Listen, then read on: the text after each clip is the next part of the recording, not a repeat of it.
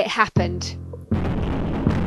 Russian President Vladimir Putin, in defiance of Western warnings about incurring unprecedented sanctions, sent his warplanes, soldiers and tanks to attack Ukraine.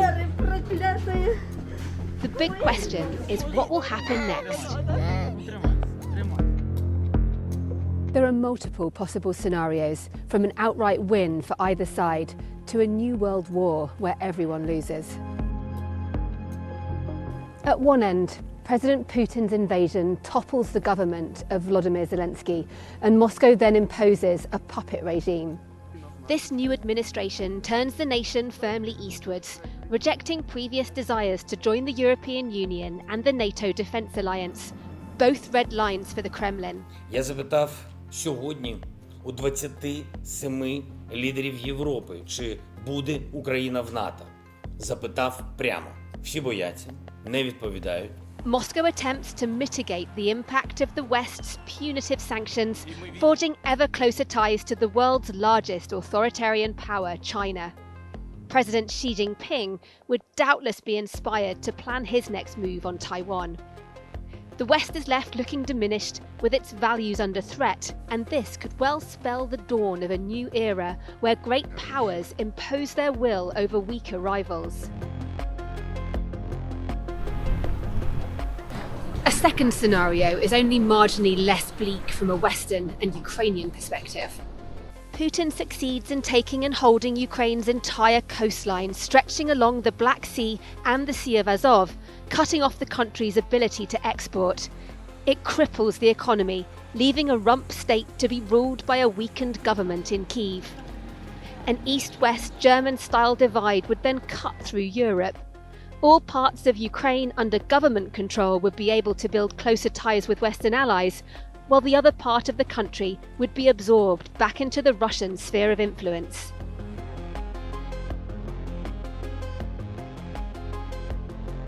Then there is the very real possibility of a powerful and effective Ukrainian resistance to counter any Russian occupation or Russia-controlled government.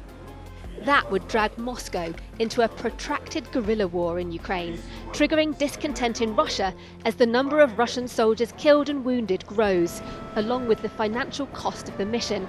С Антоном Палкиным, прекрасный человек, спортсмен отличный, добрейший еще души человек, никогда никому зла не желал.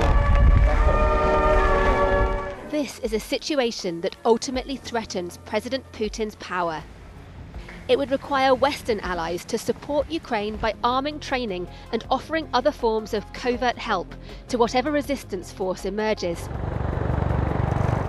The West would also need significantly to increase investment in their respective armed forces after decades of neglect.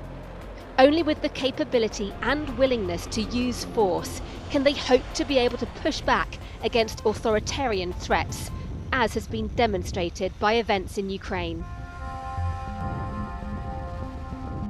It's much harder to attack than to defend, meaning that if Ukraine's armed forces can hold out against the Russian invaders, they have a chance of beating them back, or at least ensuring that any Russian victory comes at the highest possible price in terms of soldiers lost.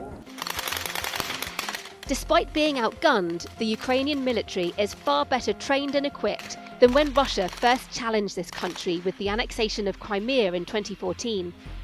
Boosting their chances is a steady flow of weapons and ammunition from a growing group of allies from the US and the UK to previously more reluctant states like Germany. Was wir auf jeden Fall brauchen, ist schnelle Reaktionsfähigkeit, dass all unsere Verbündeten wissen, in dem Moment, wo es zu einer Bedrohungssituation käme, können sie sich darauf verlassen, dass ihre Verbündeten da sind, zu ihnen stehen.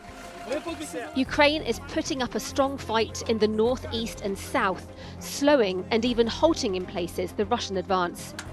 As President Putin has taken the extraordinary step of ordering the invasion, it's hard to imagine he could allow it to fail. But if Ukraine's troops are able to hold the line, then they can make the move so costly that the Russian leader's own authority at home is destroyed and his war fails.